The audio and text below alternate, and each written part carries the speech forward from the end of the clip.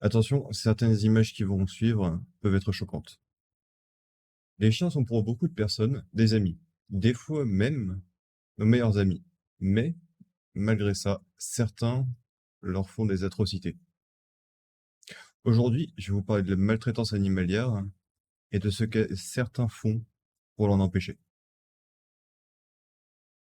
Avant d'en arriver à leur faire du mal, la plupart d'entre nous avons adopté un chien pour avoir un compagnon. C'est vrai qu'il est plus facile d'être ami avec un animal qui ne nous juge pas plutôt qu'un humain. On adopte souvent des animaux sans penser aux conséquences derrière. Certains s'y préparent, d'autres un peu moins.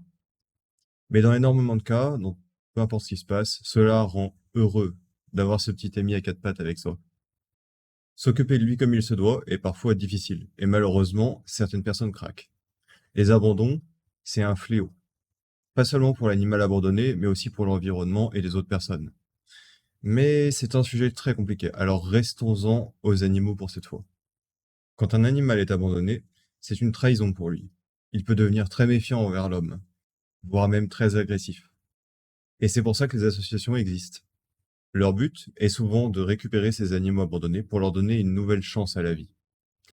La fondation The Voice of Animal, située en Asie, particulièrement en Thaïlande, récupère des centaines de chiens pour les aider de bien des manières.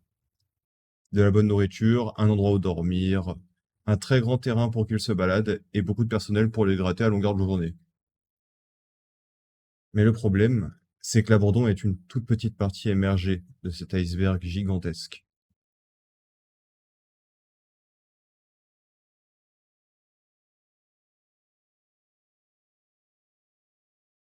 Des animaux battus à mort, utilisés pour des combats, ou bien même pris pour du bétail pour être mangés. Nos meilleurs amis utilisés comme des fouloirs, ou bien enfermés dans des cages minuscules. Faut avoir le corps accroché pour voir tout ça. Même si la fondation The Voice of Animal essaye d'endiguer tout ça. Le travail est colossal, mais pas impossible. Beaucoup de ces chiens, retrouvés dans des états lamentables, ont retrouvé une joie de vivre.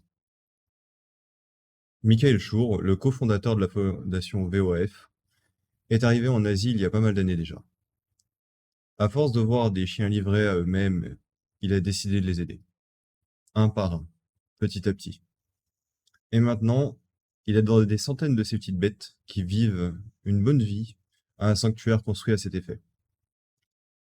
Mais vous savez, tout le monde peut aider des animaux. La sensibilisation est une bonne chose déjà.